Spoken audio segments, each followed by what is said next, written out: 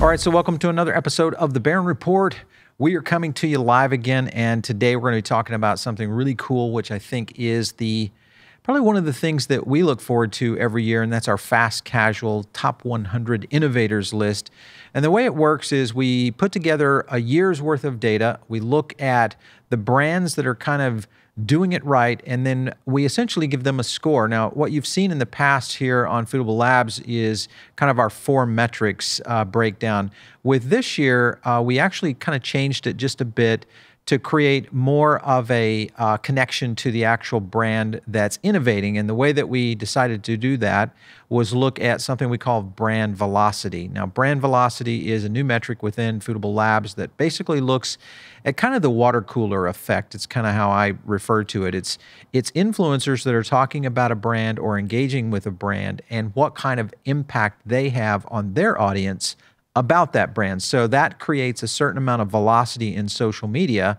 And we were able to essentially take a look at things like sentiment and engagement to pull back a total score. And we averaged those all together to create a score of 100 points. That's your max score.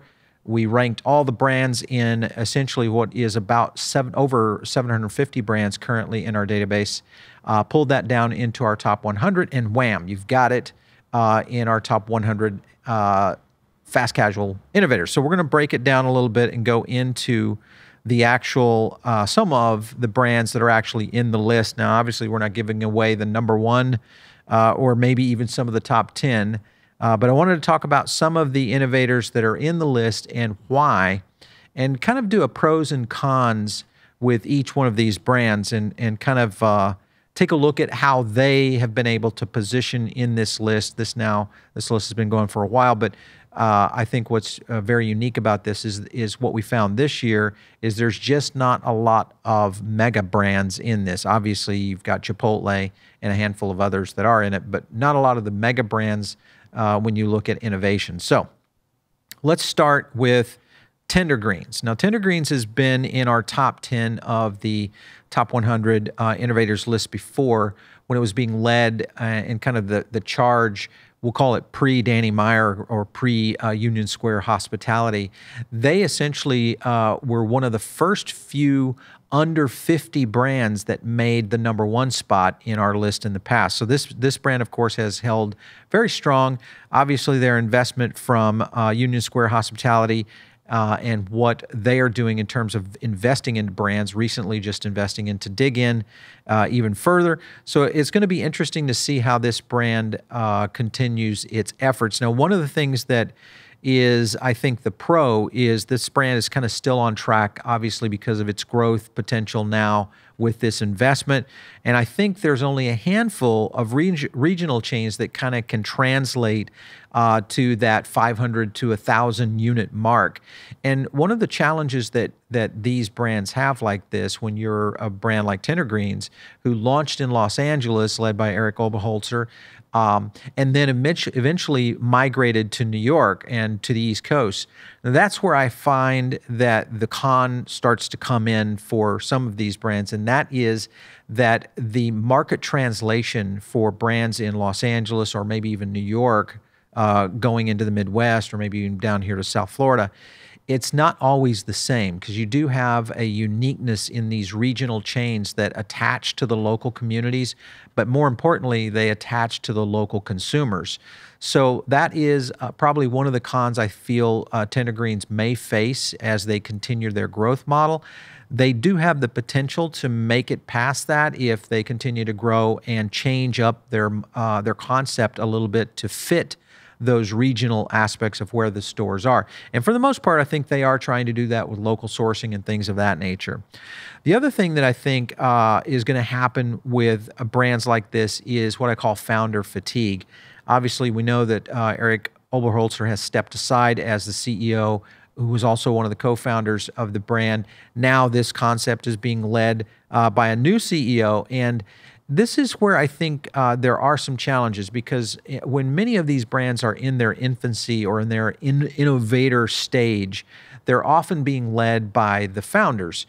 And you could kind of look to a few examples of this. If you look over to Steve Ells and Chipotle, obviously Steve Ells stepped away. He has a new, CEO who came over from Taco Bell. Again, a great potential for Chipotle, but in reality, that brand had already kind of matured and created its position in the marketplace, where Tender Greens not necessarily has done so.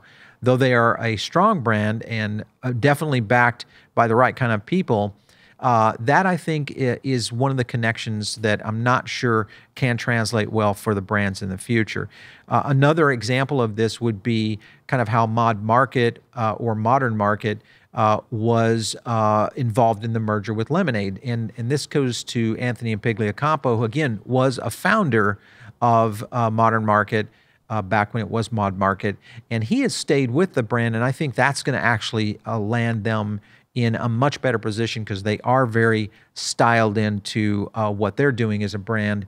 So I think that's a definite benefit. So let's move on to another one of these concepts, and that is Sweetgreen. Now, Sweetgreen, they're kind of, they've been referred to as kind of the wonder kid in fast casual. They were one of the first healthy halo brands to really break out. And when you look at what they did in DC in terms of their infant growth period, under 10 units, the expansion plans that they started, the launch of the Sweet Life Festival, there was a lot to Sweetgreens.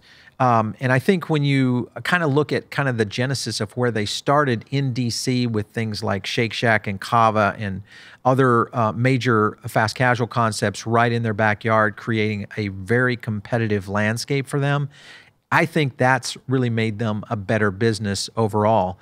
And it's kind of unique to watch this brand grow. The one thing I will still kind of question is their move to Los Angeles for their headquarters. Just not quite sure that was the perfect step for Sweetgreen. I do think they're an East Coast brand. And the other thing that I think that I look at this more on the pro side, is that this brand is one of those that really has the potential to connect to this lifestyle community. And I've heard their founders and their co-founders talk about this lifestyle aspect, the technology innovation inside Sweetgreen, the app integration inside their ecosystem of how they get their customers to engage with the stores. But more importantly, I think what they've done with Sweet Life is they've really kind of extended the brand beyond just a salad chain that also serves other items. This, I think, is one of the few brands that is making a heavy play toward a lifestyle concept. Now, where this move to California may make the most sense is if Sweetgreen takes a position to really understand lifestyle habits, traits, concepts, trends, and starts to reposition this brand in other places. Now, what could happen, and I've got a lot to talk about this in the report, which you'll be able to download here on our site, is going into the tactics and trends that some of these concepts are developing. That is something I think that Sweet Life definitely, or Sweetgreen, has the potential to create this lifestyle connection. And I think being in California, that's where I think the positive is for them. Now, the cons, lifestyle brand could be also the very thing that slows this brand down. When you look at the foresight and the big bets that they've been making, whether it's technology or the Sweet Life Festival, they're looking really at many chess moves ahead, and I think that is great. It is one of those things that starts to create challenge in the restaurant space, especially if they decide to take the big step, and that is to move into CPG, consumer packaged goods, meaning bringing the Sweetgreen brand maybe to Whole Foods or to other retailers where they're transitioning maybe their food products or other things, other elements in lifestyle products that could become more of kind of an SG lifestyle brand. That is a tough jump to make because it's one of the most complex businesses out there when you look at the kinds of companies, especially in food or retail, that are facing very minimal margins. It's a completely different model in terms of manufacturing and all those sorts of things. Now, one thing that could play into that is if Sweetgreen did spin that off and they brought in a major CPG player in terms of their executive team, that could change the game quickly. And I do think they are going to continue to stay on our top 100 innovators list. So let's move into one that really has been kind of new to the list the last couple years, and that is Doghouse. Now, this brand is kind of outside the conventional thinking of fast casual, really kind of far and away from the healthy halo brands that have been kind of dominating the sector for the last couple of years. This brand is actually doing something very similar to what Sonic did in the quick serve or fast food category, and that is really focus in on the decadency of their menu and connecting with those maybe once a week occasions as opposed to the 3 or 4 time a week lunch occasions, and expanding their base to where they could go into a broader connection to consumers. Now, they did this in Los Angeles in many of their iconic Doghouse locations, and I think they have continued to see some pretty significant growth in terms of their franchising.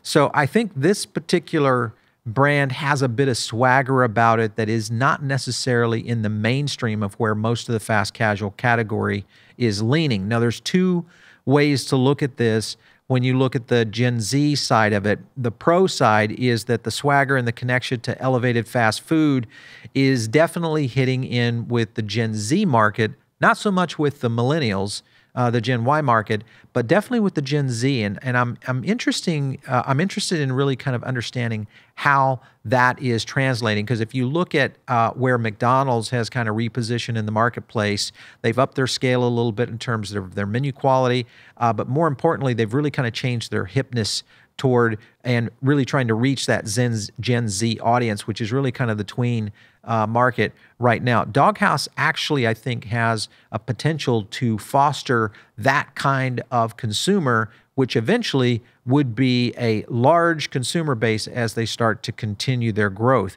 Now, that's the pro side of it. When you look at the con side, I think the issue is going to be falling into a category that is very limited. Again, back to Sonic. Let's look at Sonic for a second. When you took A&W out of the mix, Sonic and A&W were pretty much the titans of drive-ins. Great for those 2 markets, but as you can see now, A&W has kind of gone to more of a drive-through and a standalone model, a completely different brand format. Sonic has stayed true to their roots in the sense of using the pull-up stalls. You order from the car hop, or it's a completely different experience. Just not a lot of competition, and that's where I think this potential brand may have a weakness, meaning Doghouse, and that is that they are in a very narrow space, being dogs, hot dogs, and burgers and fries.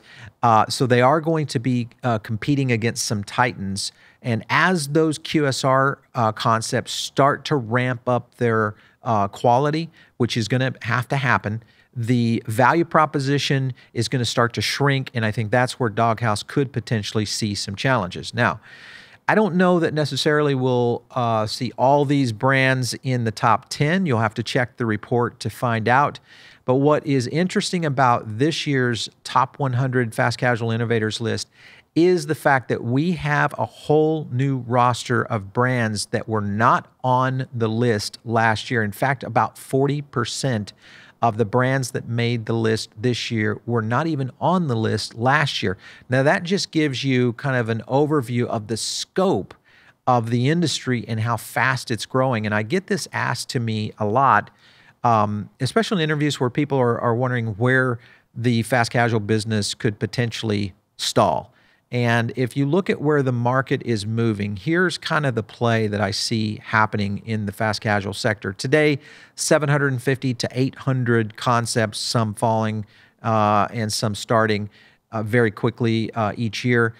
But I think where we could see this potentially elevating to the 1,500 concepts here in the United States is if these brands, especially these regional brands, can make the leap to the tier 3 to tier 5 marketplaces. Now, what I mean by that is when you look at the number of cities that are in the United States over 100,000, you're talking about 300 cities in the U.S. over 100,000 in population. That's a huge hunting ground for these concepts. And whether or not they can make that shift, could a Tender Greens go into a place like Lawton, Oklahoma, or could a Sweetgreens land into a place up here like Parkland? in Florida. But the key is if they can figure out a format, then this potentially has a chance, being fast casual a sector, becoming a 1,500 brand sector now. And we would continue to see a lot of these regional style brands, which I've said for many years is that this is really kind of the future. There's only a handful of fast casual concepts that I think are going to make it past the 1,000 unit mark. So I just don't know if we're going to see another Panera Bread or Chipotle occur in fast casual. What I do think is we'll see some titans occur in the regional aspect. That being said, you still have the wild card, and that is money. Anything can change if a VC or a private equity group decide to do something like what Danny Meyer did with Dig In this past week, and also with Tender Greens. All bets are off if that occurs, but just a handful of brands are getting those kind of players. So make sure and stay tuned right here on the Barron Report. We'll continue to cover the top 100 here in the fast casual sector. And if you've got any great ideas, or maybe you have a concept or a brand that is in your city or in your town that maybe isn't even in our index right now, that's how many fast casual concepts are being recreated or created almost every week. Make sure and shoot us a line. Just send it to producer@foodabletv.com.